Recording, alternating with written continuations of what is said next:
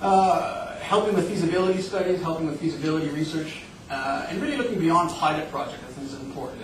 Pilot projects are obviously super important in terms of getting out there and showing what can be done, but really thinking, how do we get beyond this one project, and how do we get beyond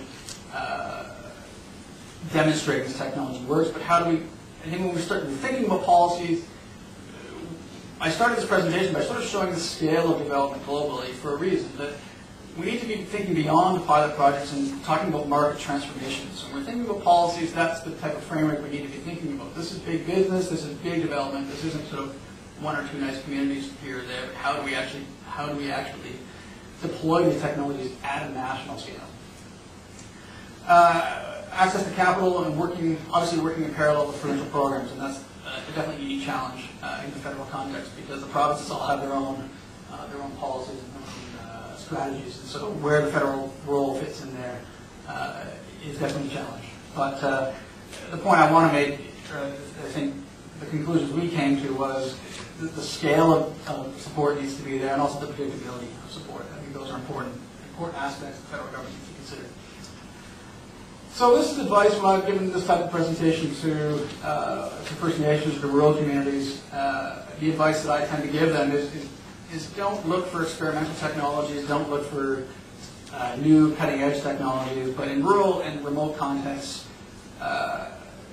really those communities need to be working with established technologies. They're not experimental playgrounds because it's difficult to build these projects in rural and remote settings to start with. The last thing you need is someone testing some new technology. Because we have all sorts of, we have several wind energy statues up in northern Ontario and even Quebec where we tried experimental technologies in remote communities back in the 80s. And so I think that's that type of development we want to stay away from. The experimental stuff, it needs to be closer to urban centers. And for investors and for governments, I think the message is remote and rural communities and First Nations in particular are really looking beyond sort of being consulted and beyond sort of being a road bump, I guess, in developing these technologies, but really want to be engaged, want to be owners, and want to be project partners. And I think that's that mind shift has started to change in a lot of communities. And so I think when we're developing policies, when we're thinking about policy development, that frame of mind needs to be thought of. I think that these communities want to be a part of actually owning the project and actually being full partners in these types of projects. So I think that's key things to think about when we're thinking about policy design. So I'm going to sum up with this particular slide because I think it's really cool. I hosted a conference about a year ago here in Ottawa on remote wind energy systems, and I was looking at wind diesel hybrid systems in Arctic Canada. And Canada used to be a real leader in this development, and we've kind of lost our edge.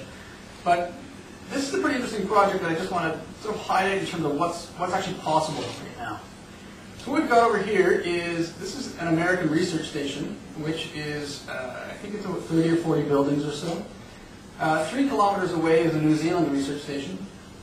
I think this research station you could put inside the largest building in the American research station. So very asymmetric loads in terms of one being much, much bigger than the other. I don't know what the scale of them is, but I know this one is 10 times or so larger than the New Zealand station. They operate at different frequencies. You've got the American system running at 60 hertz, which is what we operate here in North America, and then the New Zealand station operating at 50 hertz. You've got two electrically different systems with asymmetric loads, but they're also running at different frequencies. They're 3 kilometers apart, and they're in Antarctica.